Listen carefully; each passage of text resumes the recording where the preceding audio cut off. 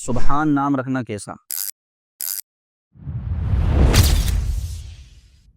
یہ پوچھا گیا کہ سبحان نام رکھ سکتے ہیں بچے کا، تو سبحان نام رکھنا جائز نہیں ہے۔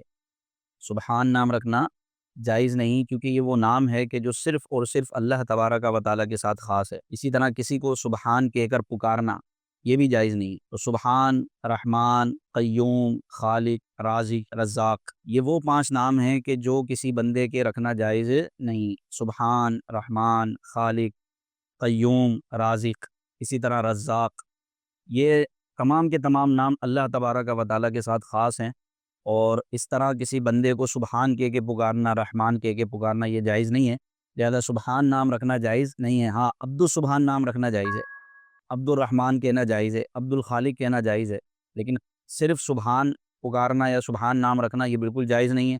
جس نے یہ رکھا وہ بھی گناہ گار ہوں گے، اور جو اس طرح پکارے گا وہ بھی گناہ گار ہوں گے۔ لہذا سبحان نہیں بلکہ عبد السبحان، عبد الرحمن، عبد الخالق، عبد القیوم اور جناب عبد الرازق، اس طرح پکارنا تو جائز ہے، صرف سبحان کہنا جائز نہیں۔ یہاں تک کہ محمد سبحان نام رکھنا یہ بھی جائز نہیں ہے، کیونکہ سبحان یہ اللہ تبارک و تعالیٰ کے ساتھ خاص ہے، اسی طرح رحمان یہ بھی اللہ تعالیٰ کے ساتھ خاص ہے۔ تو عبد السبحان تو کہہ سکتے ہیں، محمد سبحان نہیں کہہ سکتے۔ عبد الرحمن کہہ سکتے ہیں، محمد رحمان نہیں کہہ سکتے۔ عبد الخالق کہہ سکتے ہیں، محمد خالق نہیں کہہ سکتے۔ تو اس میں عبد کی نسبت لگانا ضروری ہے۔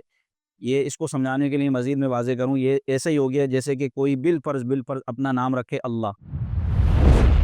اگر کوئی اپنا نام اللہ رکھے تو کیا آپ اس کو اللہ کہہ کے پکاریں گے؟ تو اسی طرح لفظ سبحان بھی اللہ تعالیٰ کے ساتھ خاص ہے۔